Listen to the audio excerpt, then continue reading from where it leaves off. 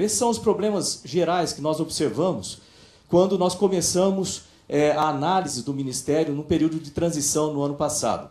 Então, por exemplo, vamos começar ali, orçamento incoerente.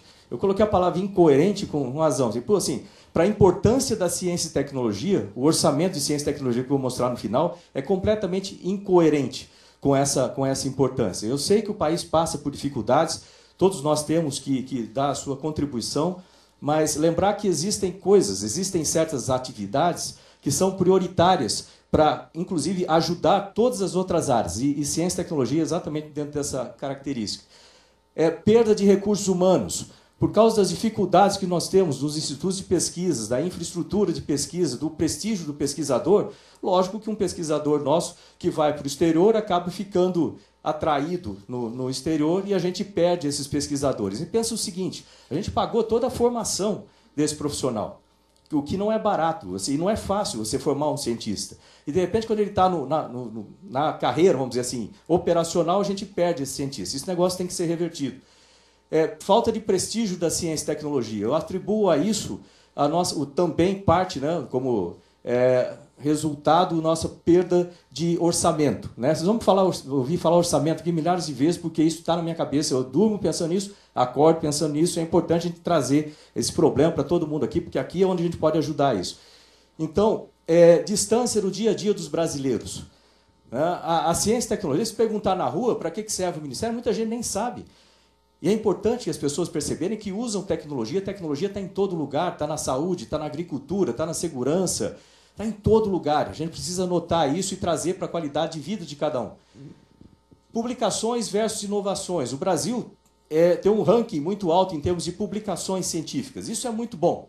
Isso é muito bom. Talvez pelas próprias sistemas de avaliação da CAPES, isso seja um resultado. Agora, a gente não pode só parar em publicações, a gente tem que, a partir do conhecimento, gerar outras coisas, gerar produtos, gerar serviços, gerar novas empresas, gerar inovações de tecnologia. E aqui onde está o nosso gap ali.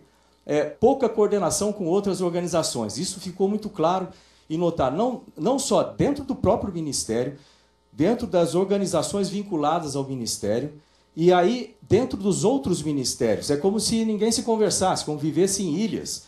E não dá para gerar um sistema, né, gerar uma atividade que é sistêmica por natureza, não dá para ser gerenciada ou ter maior eficiência sem haver coordenação, uma coordenação muito firme entre tudo isso.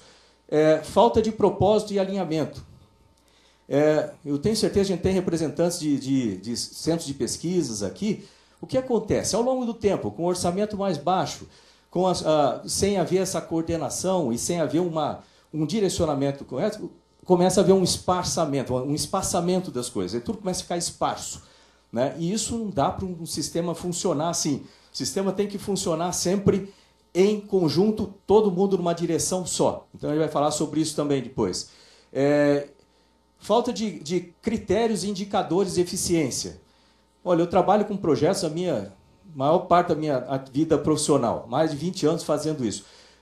Não dá para você gerenciar um projeto se você não tiver critérios e indicadores para dizer como é que você está no projeto. Existe o que você está fazendo, está tendo resultado, não está tendo resultado. Então, critérios e indicadores são essenciais para qualquer projeto. Estrutura não integrada. Né? A própria estrutura do Ministério estava um tanto dispersa. Então, eu vou explicar um pouco mais tarde como que a gente fez isso aí. E a infraestrutura de pesquisa. A nossa infraestrutura de pesquisa ela está degradada. Muitas vezes o que acontece? Está aqui o Marcelo Morales, que é o nosso secretário de pesquisa, e ele tem lá agora um departamento voltado exclusivamente para isso, infraestrutura de pesquisa e suporte ao pesquisador, tem a doutora Zaira lá. Imagina o seguinte, você chega num laboratório que tem equipamentos caríssimos, mas está pingando água. Pô, não dá para ter um negócio desse tipo. Então, essas coisas precisam... Eu sei que estou falando aqui de feijão com arroz do dia a dia, mas é assim que funciona a gestão, a gente tem que ir no feijão com arroz mesmo. Né? Além de problemas específicos, como o SGDC, o ACS e outros. Então, a gente identificou uma série de problemas. Aqui eu mostrei alguns. Aí, existem também oportunidades. Né? Aí vem uma questão de onde a minha imagem, vamos dizer assim, ou o meu trabalho anterior ajuda a ter um relacionamento internacional bom, a trazer mais... Por que vocês vão me ouvir também? É bom que tenha o pessoal da educação aqui também, porque vocês vão me ouvir falar muito de motivação de jovens e trazer jovens para as carreiras de ciência e tecnologia. Um dos problemas que nós temos é orçamento. Outro problema é pessoal. Acabei de falar de perder pesquisadores e pesquisadores se aposentando, né? E porque a gente não tem concurso público para trazer pesquisadores. E com isso, como é que você faz? E outra coisa, formar um pesquisador não é fácil, como eu falei. Você precisa começar a motivar essa garotada lá de baixo. Então, eu vou falar muito em motivação de alunos para ciência e tecnologia também. Uma coisa que eu tive uma liberdade muito boa, que foi excelente, do presidente Bolsonaro, quando ele chegou e falou o seguinte: olha, você tem a liberdade de reestruturar o Ministério da maneira que seja mais eficiente e que você pode escolher os seus secretários sem qualquer tipo de pressão. Pô, ótimo. Aí eu escolhi por critério de currículo, né? Então, eu coloquei cada secretário em cada área que é conhecedor, é especialista naquela área. Isso facilitou um ministério técnico como o nosso, né? Eu sei que a gente está aqui numa casa de política, mas o nosso ministério é técnico. Eu não penso muito em política, desculpa, assim, eu gosto de vir aqui conversar com as pessoas, explicar o que a gente está fazendo. A política é importante nesse sentido, mas ali a gente trabalha com a parte técnica, é para usar a ciência e tecnologia para poder ajudar a população. Eu tenho certeza que todo mundo aqui tem o mesmo ideal que eu, né? Por isso que eu acho que a gente se dá bem, né, nesse sentido, porque, para mim, tanto faz o partido, a gente tem que ajudar a nossa população lá, né, que está com dificuldade. Bom relacionamento com a comunidade científica. Bom, está aqui, né, o Ildeu, da SBPC, o Luiz aqui da ABC, e a presença de todos os membros da comunidade científica aqui, né, que estão aqui dentro ou lá fora, né, assistindo, isso é uma prova desse negócio, do interesse que existe, né, e a gente é um time, nós somos um time para trabalhar pela ciência e tecnologia do país, né, e isso é importante ter sempre em mente. E a qualidade e a paixão dos servidores. É bom a gente sempre ressaltar isso, que dentro do Ministério de Ciência, Tecnologia, Inovações e Comunicações, tem servidores excelentes, que são apaixonados pelo trabalho. E isso é importante a gente lembrar sempre que a gente fala, porque eles, no final das contas, são os responsáveis em fazer com que tudo isso aconteça. Eu coloco os desafios, eu coloco as diretrizes, lógico que em parceria com os secretários, em parceria com a comunidade científica, é bom saber disso, né? Que nenhuma decisão no Ministério é tomada isolado. A gente sempre consulta, né, os setores, setor de indústria, setor de comunidade científica, são os secretários, e como que a gente vai fazer, qual a melhor solução. Quem me conhece sabe que eu gosto de conversar muito. Eu acho importante esse diálogo para a gente chegar a soluções melhores. Aliás, uma coisa que o pessoal fala muito da Estação Espacial Internacional, né? Fala assim, pô, é uma maravilha em termos de equipamento. Não, sem dúvida, a ciência, a tecnologia embarcada lá, excelente. Mas sabe uma das melhores coisas que eu vejo ali? É que ali nós temos astronautas de vários países diferentes, várias culturas diferentes, várias religiões diferentes, trabalhando em conjunto para uma solução só. A gente aprendeu ali dentro a como usar diferenças, em vez de separar, para unir. Porque pode ser que, vamos supor que você seja do Japão, né? Não parece, mas vamos supor que seja, ele seja da Alemanha, ele seja dos Estados Unidos, eu sou do Brasil, tem outro de outro país aqui. E aqui é um problema que afeta todo mundo. De acordo com a cultura de cada um, nós temos uma perspectiva diferente para aquele problema. E a única coisa que a gente tem que fazer é aprender a ouvir.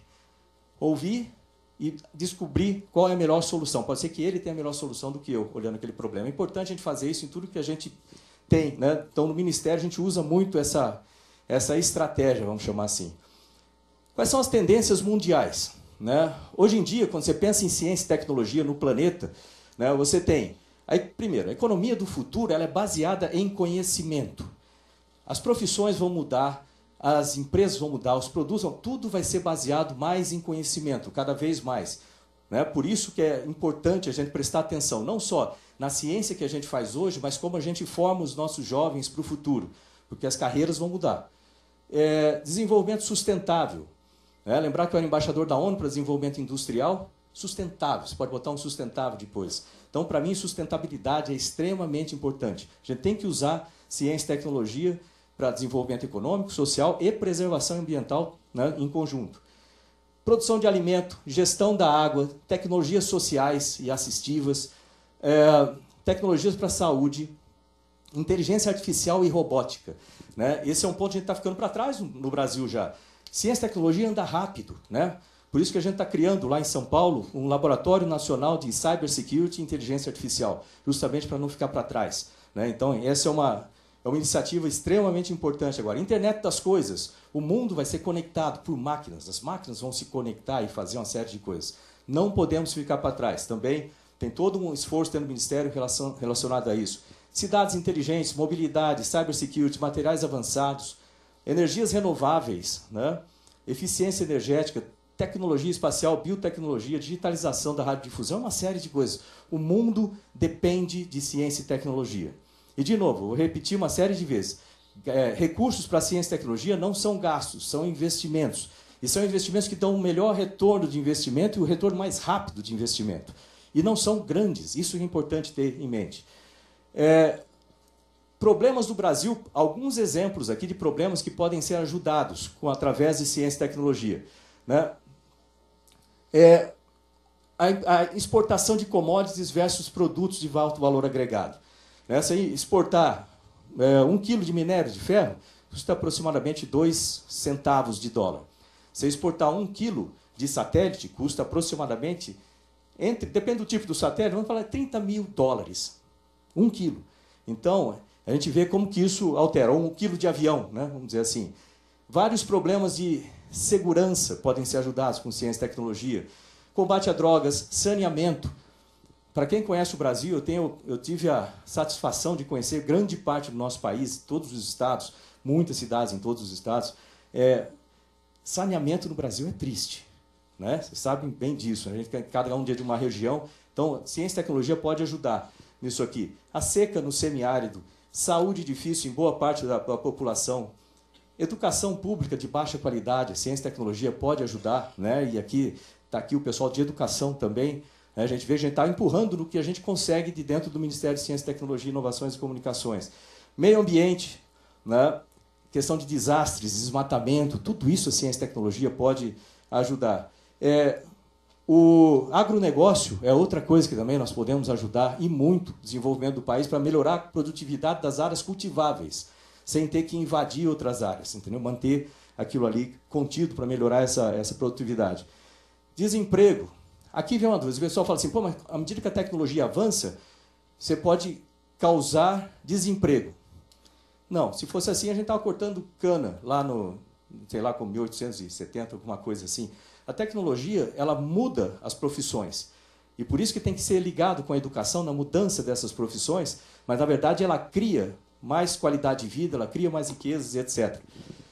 Imensas áreas com nenhuma cobertura de internet. O Brasil tem muito ponto escuro ainda. Burocracia e ambiente de negócio. A gente precisa melhorar o ambiente de negócio no Brasil. Para quem tem empresa aí, eu acho que grande parte tem, vocês sabem que o ambiente de negócio é triste. A gente precisa melhorar muito. A tecnologia ela ajuda a desburocratizar, a tornar tudo mais eficiente e mais simples.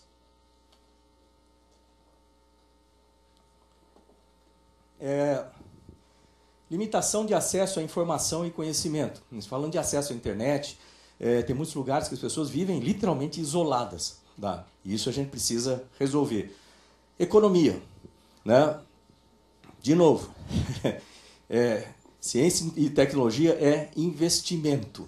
É o melhor investimento que a gente pode ter num país, na situação do nosso agora. Lembrar de novo, todos os países desenvolvidos, quando eles entram em crise, eles investem mais em ciência e tecnologia, por causa dessas razões todas.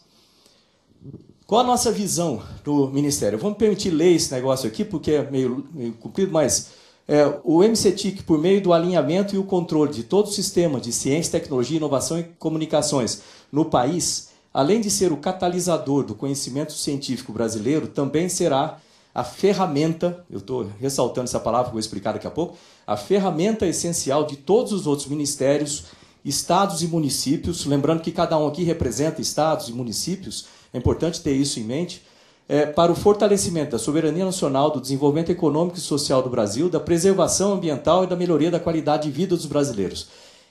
Isso é o ideal. A gente precisa chegar lá. Né? E a gente vai conseguir chegar lá, com a ajuda, logicamente, aqui do nosso Congresso. Qual a missão do Ministério? Quando eu cheguei lá, eu notei que a gente produzia muito papel, políticas, papel.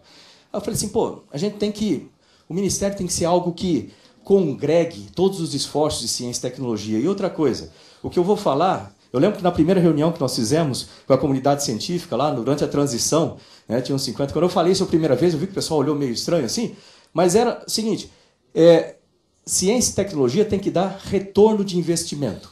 Retorno de investimento. Cada real investido em ciência e tecnologia tem que ter um retorno de investimento. Como retorno de investimento? Pode ser em riquezas para o país ou na qualidade de vida das pessoas, mas tem que dar retorno de investimento. E aí a gente colocou a missão, porque é importante que as pessoas que vão trabalhar lá no dia a dia, né, os servidores, eles saibam por que eles estão indo lá. É igual aquela história do pedreiro, né, que está lá assentando um tijolo, a pessoa chega e pergunta, escuta, o que você está fazendo? Ah, eu estou assentando um tijolo. Mas por quê? Bom, porque eu sou pedreiro, você vê, a minha função é assentar tijolo. Aí pergunta para um outro pedreiro, o que você está fazendo? Eu estou construindo uma escola.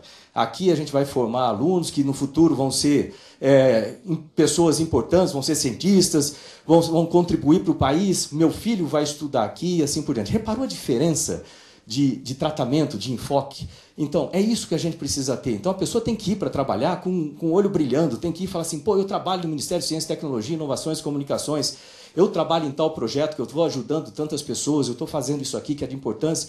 Então, essa é a diferença. Por isso a gente colocou essa missão. O Ministério tem que produzir conhecimento. Isso ele já faz. A gente tem um nível de publicações no Brasil bastante alto, né? Nas universidades, nos centros de pesquisa, os nossos pesquisadores têm uma capacidade gigantesca para isso. Além disso, a gente precisa gerar riquezas para o país. Gerar riquezas como? Novas startups baseadas em tecnologia, novos produtos, novos serviços para a ciência e tecnologia. A gente precisa contribuir para a qualidade de vida dos brasileiros. O brasileiro que está lá, morando em Angicos, no Rio Grande do Norte, lá no meio da seca, ele tem que sentir que a ciência e tecnologia está ali para ajudar, seja melhorando o saneamento da cidade, seja trazendo internet, seja melhorando o acesso à água potável e assim por diante. Esses são os valores do Ministério. Ética, transparência, conhecimento, integração, efetividade, compaixão. Deixa eu parar isso, porque às vezes o pessoal pensa, pô, compaixão? Não, parece um negócio estranho de ser um valor para um ministério. Sabe por quê? Né? Isso é uma coisa importante a gente ter em mente, que a gente não consegue fazer nada bem feito se não for pensando nas pessoas. As pessoas são a parte mais importante da nossa vida. E é mais importante de tudo que a gente faz. Eu garanto, para aqueles que, por exemplo, têm empresas, eu garanto que se você fizer todas as atividades pensando nas pessoas, você vai ter muito mais sucesso. As pessoas são a base de tudo. A gente tem um monte de outras coisas na frente para nos distrair no meio do caminho, e entre essas entra um ego e uma série de coisas. Nada disso é importante o resultado que a gente tem para as pessoas. Então, quando eu coloco compaixão ali, aquela palavra compaixão, ela vem exatamente disso. E compaixão não é ter pena das pessoas. Lembrar que eu sou coach também, mas compaixão não é pena das pessoas, compaixão é se colocar no lugar da pessoa. Enquanto a gente está aqui, dentro do ar-condicionado, dentro da sala ali, está tudo muito bacana, mas é bom de vez em quando ir lá ver, né, as pessoas de frente, que nem eu fui lá em Alcântara falar com os quilombolas. Lá é bom você ir no lugar e conversar com as pessoas, para ver como é que está a situação. Essa é a diferença, né? Se colocar no lugar da pessoa lá. Valorização das pessoas, responsabilidade socioambiental. Como é que foram feitas as prioridades do Ministério? Elas foram feitas baseadas nisso aqui. Engenheiro gosta dessas coisas assim. Então, eu pedi desculpa um pouco pelo gráfico, mas começa ali. Na fase 1 é a fase conceitual.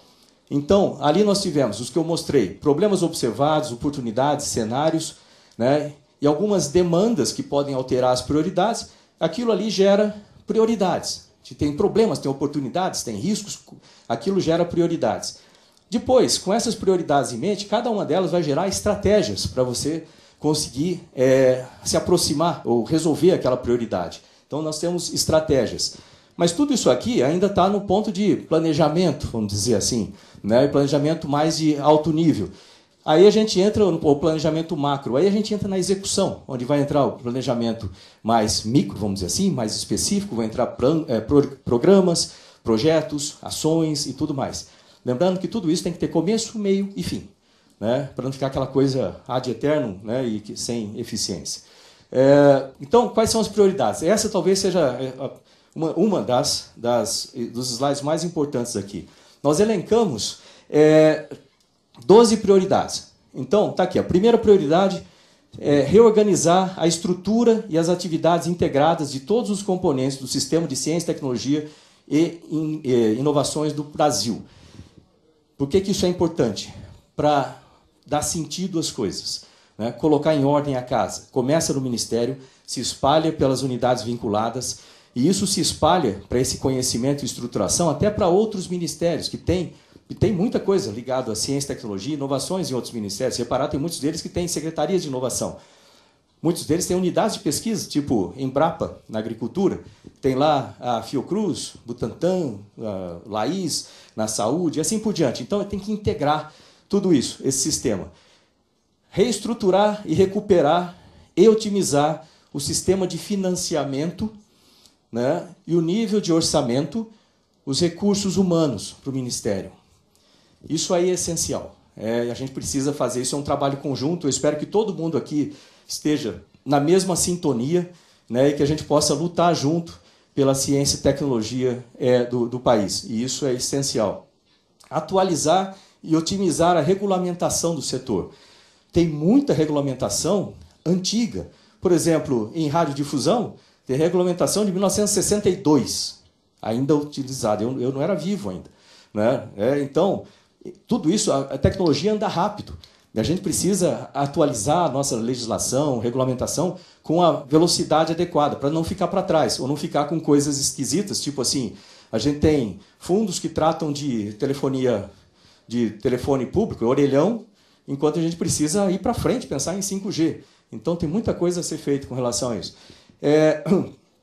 Contribuir para a soberania nacional. Melhorar as condições e o prestígio da pesquisa no país. Eu já repeti várias vezes e vou continuar repetindo isso aqui. Isso é essencial se a gente quiser ter o nosso futuro com o desenvolvimento que a gente precisa.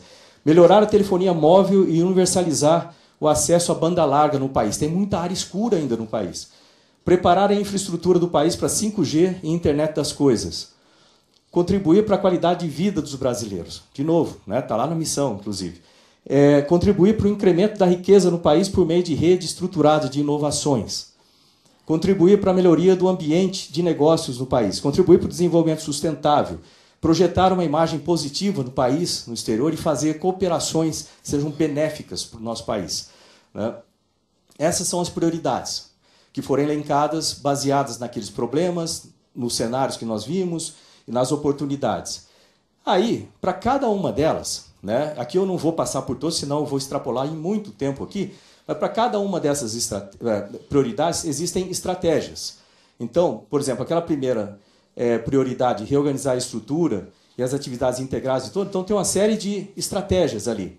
E para cada uma dessas estratégias pode ter um programa, pode ter vários projetos e assim por diante. Então, eu não vou em todas elas porque ficaria muito tempo aqui, mas, como eu falei, eu vou deixar a apresentação à disposição para que possam ver cada um desses detalhes aqui. Eu queria só... Vamos entrar nessa daqui. Vamos entrar um pouquinho nessa, porque pelo número que nós temos aqui, aliás, de novo, eu agradeço a terem vindo, o pessoal da ciência, nossos pesquisadores, etc., para nos ajudar aqui nesse convencimento da importância da ciência e tecnologia. Melhorar as condições e o prestígio da pesquisa no Brasil. Essa é uma prioridade. Vamos ver algumas estratégias para essa prioridade. Fortalecer o relacionamento direto do Ministério com a comunidade científica. Isso é importante para que a gente tome decisões que sejam alinhadas com a ciência do Brasil. Quem está ali na frente de combate, vamos chamar assim, precisa ter voz nas decisões do Ministério. Então, para isso está isso aí. Criar um departamento próprio para a infraestrutura de pesquisa e apoio ao pesquisador. Foi criado. Fazer inventário dos equipamentos e competências do sistema de ciência, tecnologia e inovações no Brasil. Para a gente saber o que tem e como acessar, o que está repetido, o que está faltando e assim por diante. Completar o projeto Sirius, que é um projeto gigantesco, extremamente importante para o país. Ampliar as pesquisas na Antártica. Desburocratizar a pesquisa. 36%, não é isso? 35% do tempo do pesquisador é gasto com burocracia. O pesquisador tem que fazer pesquisa. Tem que estar trabalhando, tem que estar focado no que ele faz ali. Não ficar preenchendo papelada, entendeu? Esse tipo de coisa. Realizar manutenção periódica e modernizar os laboratórios, atualizar as plataformas, Carlos Chagas e Lattes. Carlos Chagas já está sendo... Isso aí já fazia, era uma reivindicação antiga, que a plataforma vai ficando desatualizada, de repente a gente já correu o risco de perder todos os dados lá dentro. Então a gente já comandou isso aí, isso já está sendo feito, a revitalização da plataforma Carlos Chagas, lá no CNPq. Logo depois vem a Lattes também. Reorientar o CNPq e atualizar o valor das bolsas. Eu vou falar disso no final, mas está aqui o Azevedo, presidente, né, do CNPq. Nós temos um déficit de 300 milhões no CNPq. Ou seja, eu consigo pagar as bolsas que estão existentes no CNPq até setembro. Depois não tem. Então a gente vai precisar achar uma solução nesse meio do caminho. É simples assim, não tem como pintar a pílula de cor diferente, etc. Essa é a situação. E sem dizer que as bolsas não estão sendo atualizadas há não sei há quanto tempo já de valor, né? De muitos anos aí. A gente vai ter que achar soluções para isso aí, juntos. Harmonizar a atuação do CNPq e da CAPES. Existem muitas interferências, vamos chamar assim, então isso aí precisa ser harmonizado. Criar metodologia de remuneração de pesquisadores por projeto de centros de pesquisa e tecnologia aplicada. Daqui a pouco eu vou explicar o que é isso aqui. Promover intercâmbio de pesquisadores. A gente precisa saber o que está acontecendo lá fora e trazer para cá, e trazer os pesquisadores. Isso aí é importante, esse tipo de relacionamento. Reestruturar, alinhar as atividades e melhorar o orçamento das unidades de pesquisa. Né? Unidades de pesquisas nossas, a gente vê lá o orçamento, elas estão trabalhando com a água no pescoço aqui. Então, não dá para economizar mais ali. Entendeu? A gente está tentando economizar de todo jeito, mas chega uma hora que dá limite, você não consegue fazer aquilo. Então, a gente precisa, pelo menos, manter esse orçamento e subir esse orçamento, se a gente quiser ter algum resultado prático. Retomar a agenda do Conselho Nacional de Ciência e Tecnologia. Isso também está sendo feito para elevar a ciência e tecnologia na importância que tem, né, a nível de governo, né, e que envolver todos os lados também, né, a indústria, a comunidade científica e todos os outros participantes. Um lembrete aqui importante, que essa falta de 300 milhões aí no orçamento do CNPq, esse foi a herança que a gente teve. Fora uns... tem um gráfico lá, a gente vai lá. Né? E assim vai. Então eu não vou a todas as estratégias aqui, senão não dá tempo, como eu falei. Mas eu fiz questão de parar naquela ali para ver. Depois vocês têm aqui todas as estratégias para cada uma dessas prioridades. Né? Eu queria falar sobre como que está o Ministério organizado hoje em dia. Baseado naqueles problemas que nós tivemos e nessas prioridades, nós tivemos que reestruturar o Ministério para ser mais eficiente e para você ter um alinhamento maior de resultado. Né? Ação, resultado, retorno de investimento. Então, hoje em dia, o Ministério ele foi reestruturado da seguinte forma. Nós temos 2 secretarias que tratam de comunicações. Lembrando que é Ciência, Tecnologia, Inovações e Comunicações. Então, em comunicações, 2 secretarias. Uma secretaria de radiodifusão, que ela cuida do espectro, basicamente, outorgas de rádio, de televisão, etc., e cuida do espectro de frequências. E outra de telecomunicações, que cuida das telecomunicações. Não sei assim, como que a gente consegue colocar acesso à internet no Brasil? Como é que a gente consegue melhorar o sinal, né, de telefone e assim por diante? Satélite, tudo que tem a ver com telecomunicações. E isso é uma área extremamente importante, né, se for pensar. Inclusive, vou mostrar uma coisa. Aliás, tem uma notícia dessa área muito boa. Eu falei que ciência e tecnologia é notícia boa. Então, vou mostrar um negócio interessante hoje sobre isso também. Mas tá aí, guarda essa coisa. Telecomunicações nos ajudam em todas as outras políticas. Aí vem a parte de ciência, tecnologia e inovações. Nós tínhamos lá a Secretaria de Pesquisa, né? Está o Marcelo Morales aqui. A Secretaria de Pesquisas, ela cuida, obviamente, de toda a área de pesquisas do país, tem essa responsabilidade das políticas e tudo mais. Ali tem toda a parte de clima, tem a parte de Antártica, tem toda essa biomas, etc. Mas, além disso, quem me conhece fala que eu falo muito em educação. E isso é correto. Eu gosto, eu acho importantíssimo essa área. Então, não adianta nada a gente ter, por exemplo, no Ministério, a tecnologia, os equipamentos que a gente tem na NASA. Se não tiver jovens interessados em carreiras de ciência e tecnologia. Eu acabei de falar que a gente está perdendo pesquisadores, vão aposentar e assim por diante. Então a gente tem que começar a motivar essa garotada para ciência e tecnologia. Por isso que dentro dessa secretaria foi colocada uma parte de formação. Ah, mas isso não é função do MEC? Ah, também. Mas para a gente tem uma função estratégica, essencial. Então, está ali dentro para fomentar essas ali. Nós temos um programa muito bom nessa área também, que a gente já deu partida. Agora, nós temos muitas publicações, inovações a gente precisa melhorar. Não depende só do Ministério, logicamente depende do ambiente de negócios do país e assim por diante. Mas ali nós temos inovações no nome do Ministério. Então, nós temos a necessidade de liderar nessa área. Então está lá o Paulo Alvim com essa responsabilidade de tirar o país. Em publicações nós somos 13º no mundo. Muito bom, excelente. Mas em inovações, 64º. Muito ruim. A gente precisa chegar abaixo de 20, pelo menos. Isso aí, do meu ponto de vista. E para isso tem que ser feitas muitas ações em paralelo, né? E no Brasil todo, em termos de inovações. O Paulo Alvim tem cuidado dessas áreas. Vocês estão vendo nas estratégias de inovações, ela tem uma série de coisas também. Agora, tudo isso tem que ser direcionado para alguma coisa. Foi assim que surgiu a Secretaria de Tecnologias Aplicadas, né, com o Brigadeiro Pazini que está ali. Qual que é a função dessa secretaria? É nortear todos os esforços do Ministério em direções de tecnologias que são importantes para o desenvolvimento do país, segundo o cenário mundial e assim por diante. Quais são essas áreas? 4 áreas. E aqui um ponto importantíssimo. Primeira área, tecnologias estratégicas. Ali tem espaço nuclear, segurança cibernética e inteligência artificial. Segunda área, tecnologias para produção. Então, ali tem tecnologias para a indústria, tecnologia para o agronegócio, tecnologia para comércio, tecnologia para turismo. Terceira área, desenvolvimento sustentável, tecnologias para o desenvolvimento sustentável. Ali tem energias renováveis, cidades inteligentes, água, controle de poluição e etc.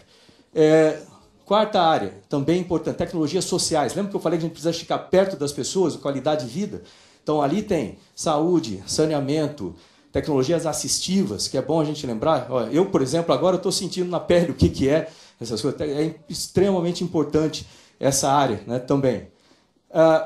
Todos os nossos esforços convergem, hoje em dia, para essas 4 áreas. Então, o Ministério foi reestruturado para fazer esse apoio. Oi? Primeira, tecnologias estratégicas. Segunda, para produção. Terceira, desenvolvimento sustentável. Quarto, sociais. Então, tudo converge para isso. Então, todos os nossos centros de pesquisas, todas as unidades vinculadas, nesse momento a gente tem feito... Lembra, isso aí é a prioridade 1 de fazer a reestruturação. A gente já fez a reestruturação no Ministério, agora a gente está fazendo a reestruturação das unidades vinculadas para alinhar todos esses esforços numa direção. E essa Secretaria de Tecnologias Aplicadas ela é interessante porque ela trabalha sob demanda. A demanda pode vir, por exemplo, aliás, um ponto importante aqui, muita gente fala assim, pesquisa básica é inútil. Pesquisa básica não é inútil. Às vezes tem um cara produzindo uma coisa aqui que às vezes a gente não entende para que serve isso aqui. Às vezes tem um outro produzindo outra coisa, a gente não entende para que está isso aqui. Se somar essas coisas, muitas vezes a gente tem uma tecnologia disruptiva, uma inovação disruptiva. Então, lá com o Marcelo Morales, também tem uma observação de pesquisas agora, para como poder somar tudo isso. Então, na tecnologia aplicadas, onde ele trabalha ali com TRL, TRL é um índice da NASA de maturidade de tecnologia. Vai de 1 até 9. 1 é conceito ainda. 9 vai o produto para o mercado já, né? Produto já pronto para o mercado. E o Brasil, a gente chega até 5, mais ou menos ali, que é protótipo, e depois para. Então, faltava um empurrão para cima. Por isso que tem essa secretaria, em que dali tem esse norteamento, vamos dizer, de todos esses esforços. Então, a demanda pode vir de baixo, de algum tipo de pesquisa que gere uma inovação dentro de uma dessas áreas. Ele vai tomar conta a partir de TRL7, por ali. Como ele trabalha nessas diversas áreas, lembra que eu falei que tecnologia está em todas as atividades? Está na saúde, está na segurança, está na agricultura, e um monte de áreas. Então, ele recebe demandas também de lá. O Ministério da Saúde, por exemplo, ele não tem que saber fazer, né, criar uma tecnologia para fazer um medidor para tirar foto de fundo de olho portátil, usando bateria, no meio da Amazônia. Ele não tem que saber fazer esse equipamento, mas ele tem que saber como utilizar aquilo lá para pressão de olho, sei lá para quê, na parte de saúde. Nós temos a responsabilidade de servir como ferramenta. O Ministério, hoje em dia, lembra que eu falei aquilo na frente? É uma ferramenta para gerar soluções para os outros ministérios, para os estados e municípios, Eu tenho falado com vários deputados, vários senadores, de como levar a ciência e tecnologia mais próxima, seja por comunicações e outras áreas. Então, vem essas demandas para essa secretaria também. E a gente funciona como assistência técnica, vamos dizer assim. Nós desenvolvemos a tecnologia. Agora, para que toda essa máquina funcione direito, precisa ter uma coordenação muito estreita. E aí que entra a Secretaria de Planejamento. O que a secretaria faz? A secretaria ela tem a função de transformar tudo isso em algo eficiente. Primeiro, como é que ela faz isso? Observação do cenário mundial e do Brasil da ciência e tecnologia para descobrir riscos e oportunidades para a ciência. Segundo, desenvolvimento, que eu falei que faltava, agora a gente tem, está sendo desenvolvido, na verdade, desenvolvimento de critérios e indicadores úteis para você seguir esses projetos e processos dentro do próprio Ministério. E a função deles é ficar observando cada coisa para otimizar o Ministério. Então, a função é otimização direta. Terceiro, a gente não tinha ali um escritório de gerenciamento de projetos, por incrível que pareça. Então, agora a gente tem lá um escritório profissional de gerenciamento de projetos para ter começo, meio e fim, utilizar o PMI com todas as suas 9 áreas e assim por diante, para ser profissional nesse sentido. Quarto, cooperação. A Secretaria de Tecnologia Aplicada faz o contato técnico. Agora, quem faz a papelada da cooperação, quem faz tanto nacional como internacional, é o planejamento. E uma última, que tem tudo a ver com isso aqui, função deles ali, é a parte de fundos. Gente, a gente fica pedindo orçamento, né, da União, fica essa batalha da gente para orçamento da União e assim por diante. E lógico que eu vou repetir muitas vezes isso aqui hoje, mas importante também procurar fontes alternativas de financiamento. Então, esse departamento trabalha com fontes alternativas, como a gente consegue recursos para projetos específicos, principalmente no setor privado.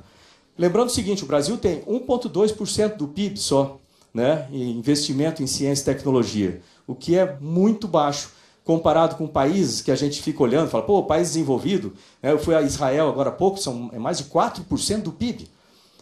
Mas não é 4% do orçamento público.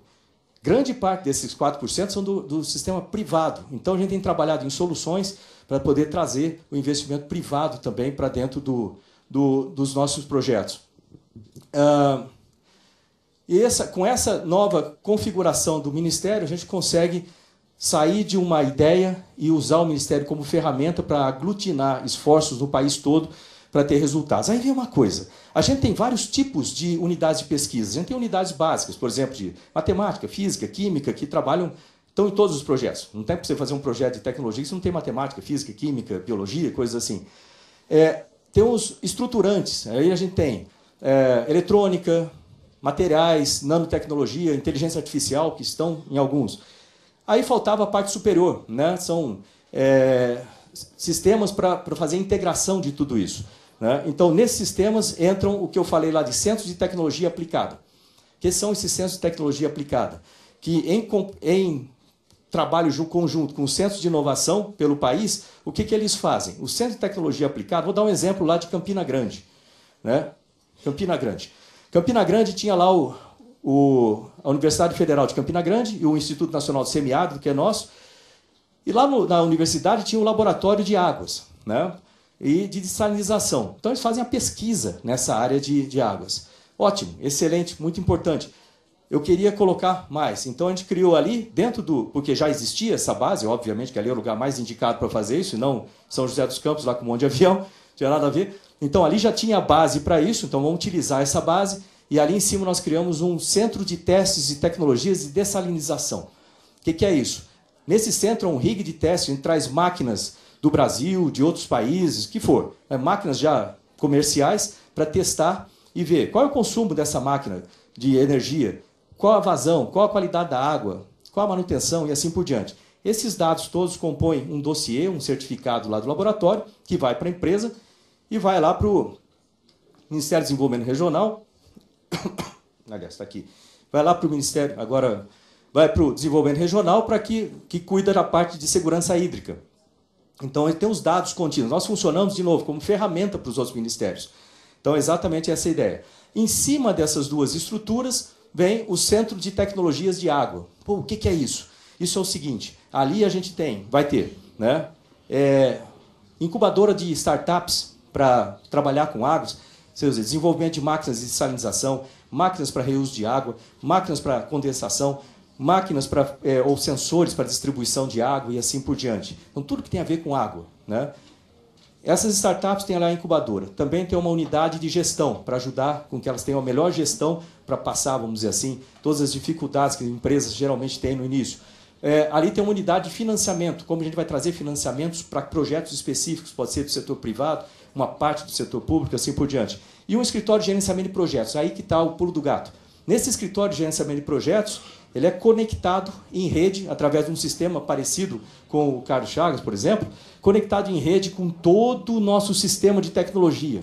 Imagina o seguinte, nós aqui somos engenheiros, desenvolvemos uma caneta especial, né, que tem alguma coisa, mas está faltando ainda algum item no nosso... A gente está na TRL5 ali, para a gente terminar de desenvolver isso. Mas nós não temos nem as pessoas e nem o expertise para fazer isso.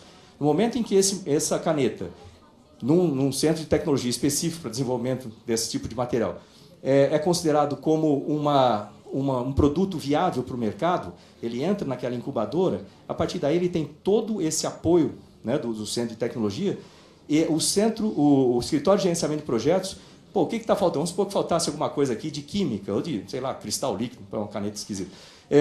Onde que a gente tem isso no nosso sistema? Tem lá na Federal de São Carlos, tem no CTI, lá em Campinas. Imediatamente a gente conecta esses pesquisadores todos para ajudar no desenvolvimento daquele produto. Deu para perceber como aumenta o potencial de sucesso dessas empresas? E aí a gente tem que ter uma maneira de pagar esses pesquisadores também. Aumentar, lembra que eu falei lá atrás? Aumentar o recurso. Ok. E assim como tem o Centro de Tecnologia de Águas, vão surgir Centro de Tecnologias para Energias Renováveis, biotecnologia e outras, né, que dão tecnologias assistivas e assim por diante. Como eu falei, essa é a nova lógica de atuação, é usar o TRL, de 1 até 9, né, para que a gente desenvolva o produto completo, e o Ministério atua em todos esses níveis. Só botei isso aqui para ter uma ideia da amplitude do Ministério. Então, nós estamos no país inteiro. Ou seja, certamente, perto da localidade de cada um aqui, deputado e deputadas, vai ter alguma parte do Ministério ali perto, né? Ou seja, nós podemos ajudar o desenvolvimento de cada região também. Além daquelas partes todas, nós temos entidades vinculadas ali, organizações sociais, e fundos. Fundos é outro problema, né, que eu estou guardando aqui para falar sobre isso. Isso aí é o nosso orçamento. A linha verde é o total. A linha azul são despesas discricionárias. A linha amarela é o PAC. Eu acho que não preciso falar nada, né? Dá para ter uma ideia.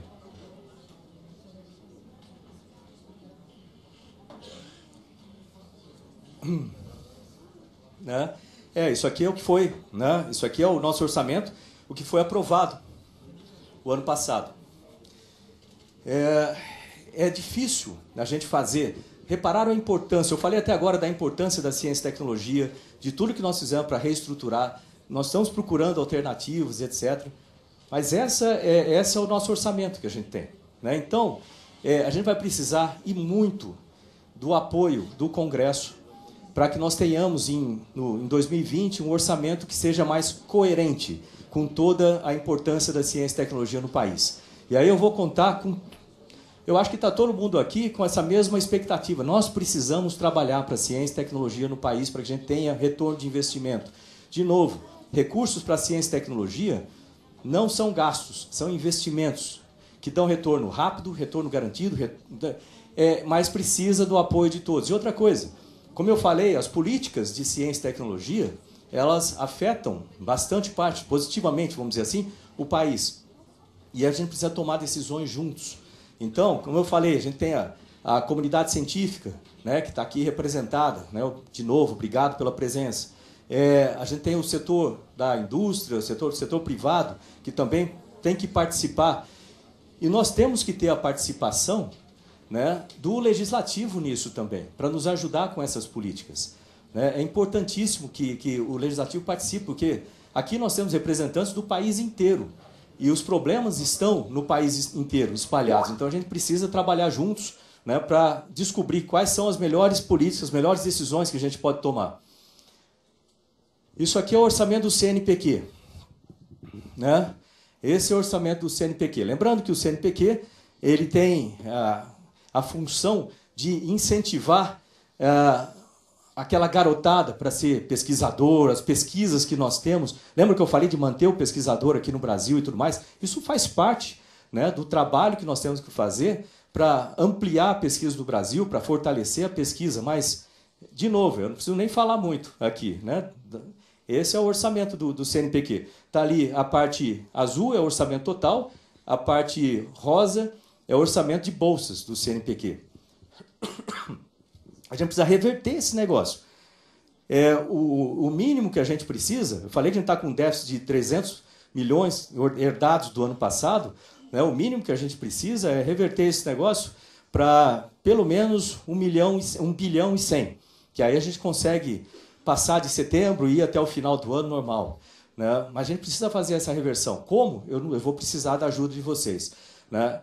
Eu tenho aqui uma notícia boa, vamos dizer assim, mas eu tenho batalhado ali com a equipe do Paulo Guedes durante esses meses, depois desse bloqueio. Nós tivemos um bloqueio de 42,27% do orçamento, né, que é um bloqueio considerável, né, para uma situação como a gente está. Aí eu tenho batalhado ali, falado, e nós conseguimos fazer uma reversão esse mês de receber 300 milhões de desbloqueio. Não resolve o problema, né, mas ajuda. Então, eu tenho trabalhado ali junto com eles. Eu compreendo a situação do país, eu compreendo todas as necessidades que nós temos de segurar o cinto e tudo mais, mas o importante notar é que a gente já tem aqui uma situação crítica de orçamento, e já estava com situação crítica.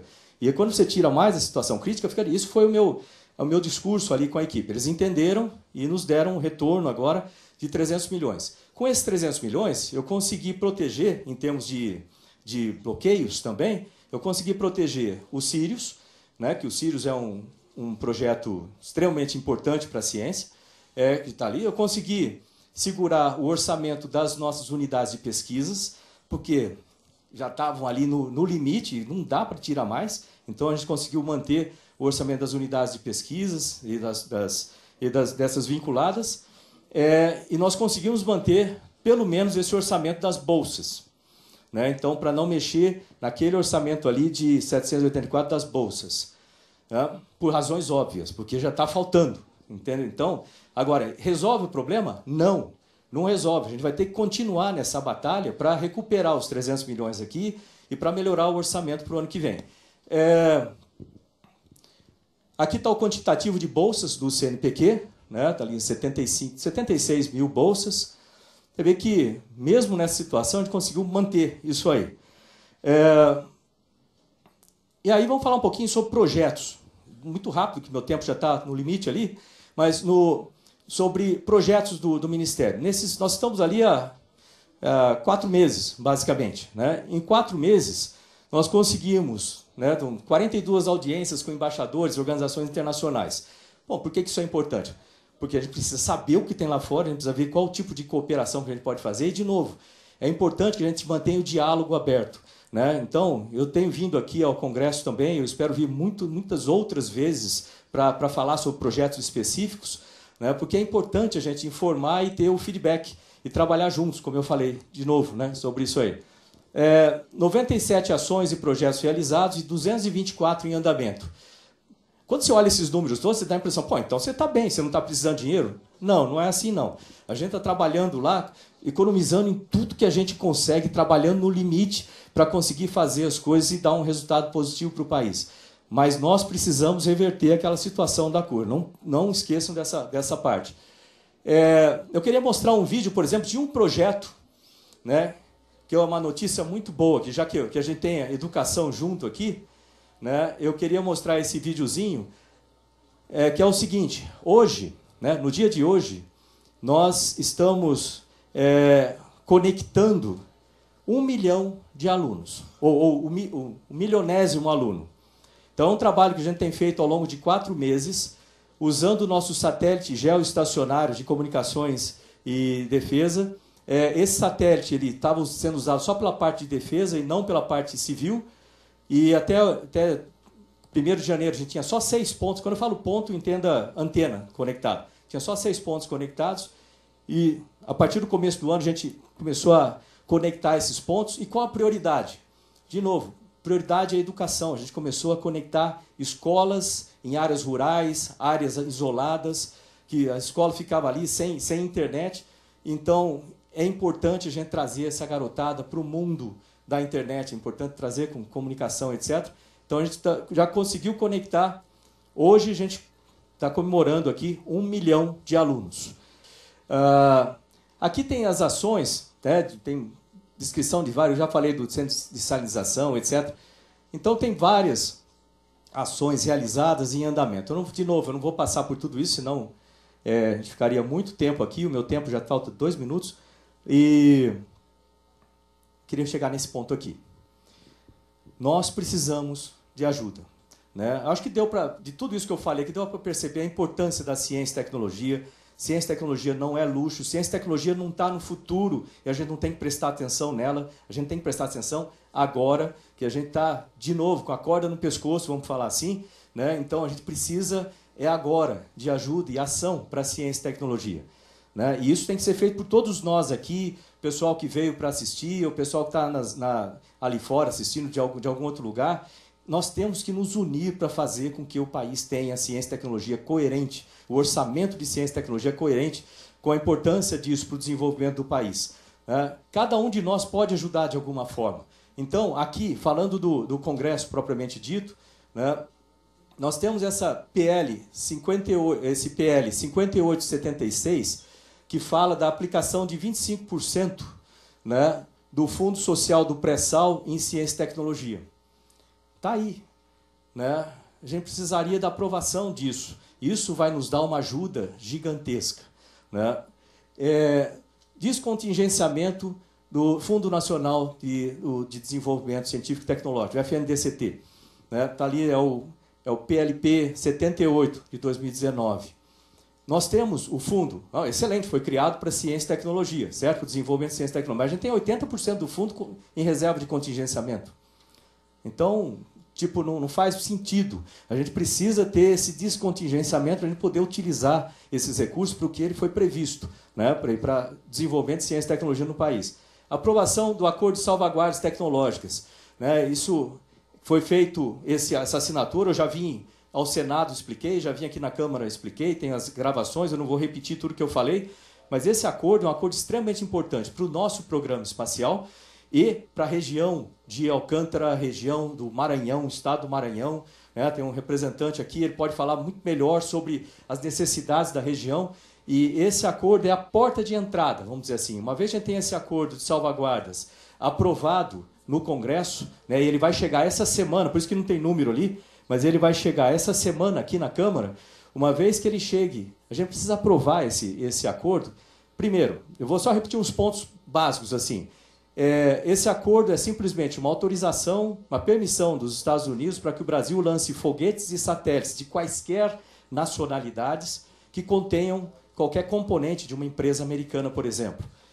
Em troca dessa autorização, a gente protege a tecnologia americana. Eu vou fazer acordos semelhantes com o Japão, né? Seria o Japão autoriza o Brasil a lançar foguetes e satélites de quaisquer nacionalidades que contêm alguma peça japonesa, e a gente protege a tecnologia japonesa. E esse acordo, por que primeiro com os Estados Unidos? Porque os Estados Unidos, 80% dos foguetes e satélites do planeta tem alguma peça americana. Eu queria estar nesse lado. Se a gente chegar nas tecnologias que a gente quer, a gente vai reverter essa moeda. Um dia vão pedir autorização para a gente para poder lançar foguetes e satélites com peças brasileiras. Né? Mas, por enquanto, é essa situação que a gente tem. Primeiro com os Estados Unidos, depois com os outros. Uma vez que a gente tem esse acordo assinado, né, uma vez que ele tenha aprovado pelo Congresso, aí a gente vai passar para uma segunda fase, que é fazer todo o planejamento conjunto com as autoridades locais, com as comunidades e etc., para que o plano, como eu falei, eu gosto de diálogo, eu gosto de tomar decisões juntas, que a decisão fica muito mais sólida. Então, como que a gente vai fazer esse plano de desenvolvimento local para o programa espacial e para o desenvolvimento econômico e social da região? Revisão normativa do PLC 79. Isso aqui vai nos dar fôlego financeiro para a gente poder ligar o Brasil. Né? Ele já passou pela Câmara, já foi aprovado na Câmara, agora está no Senado lá. Quando isso aqui passar, a gente vai conseguir ter fôlego, vamos dizer assim, para interligar né, o restante aí do nosso país.